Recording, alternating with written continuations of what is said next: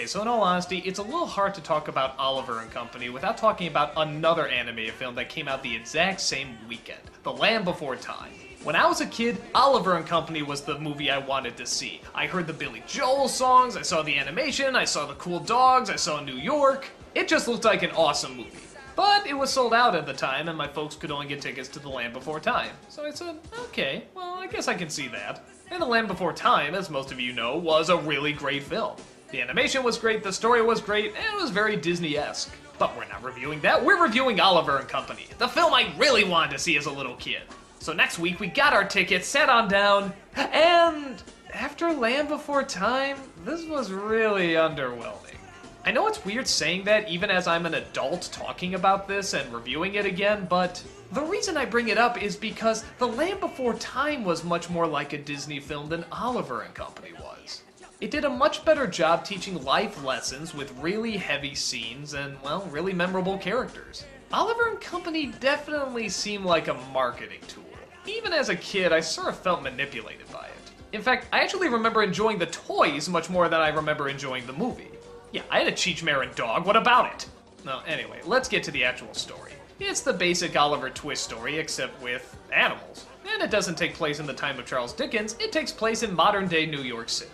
Here, that sketchy drawn style actually has a little bit more of a home. It sort of looks like an etching you'd see maybe in a New York store or a fine art store or something like that. In this version, Oliver isn't a boy, he's a kitten. And Dodger isn't a boy either, he's a dog. But not just a dog, a grown-up dog, voiced by Billy Joel. In terms of the Oliver story, I really find that distracting. I liked how Dodger and Oliver sort of had a connection, how they were sort of the same age, and blah blah blah blah blah. If I'm gonna connect this to the original Oliver story, I'm gonna be really disappointed. There's really no point in setting it in modern day, or in New York, or with animals. So let's just ignore that for now and look at the story as it is. Oliver meets up with a bunch of tough dogs who are owned by this bum voiced by Dom DeLuise. He does dealings with this gangster, but not because he wants to, more because he just got himself in a bad situation. Much like Oliver Twist though, Oliver finds himself in the hands of a much nicer family, and he's constantly flip-flopping back and forth throughout the entire film. The nice family has a dog voiced by Bette Midler, and of course she gets a song. Pretty is nice, but still, it's just pretty. Perfect, my dear, is me. Eventually it ends up in this kind of complicated story about kidnapping the little girl, and now Oliver and the gang have to go save her. I guess it leads to kind of a neat climax, and actually one of the best villain deaths ever. I literally remember nothing about this villain except how he dies. Watch this. That is awesome. Aside from that, the movie only has a few things to offer. One is that goddamn catchy song, and it is catchy. You'll be humming it all day once you watch this review. Why should I worry? Tell me, why should I care?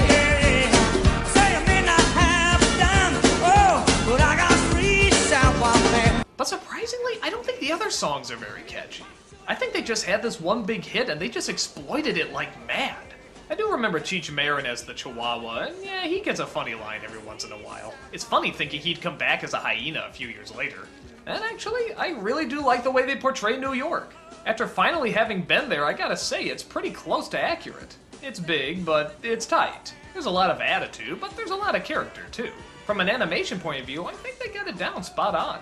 But aside from that, it's surprisingly forgettable. I don't remember too many of the characters, and like I said, the songs don't really leave you humming much except for the one. And yeah, for Disney to do a version of Oliver, I sort of expected a lot more than this. At least for it to make a bigger impact. But again, it's not awful. It's just strange thinking that the non-Disney film at the time was turning out the much better Disney product. If you're an animal person, maybe you'll get into some of the cutesiness of it, but aside from that, it's nothing to scream about.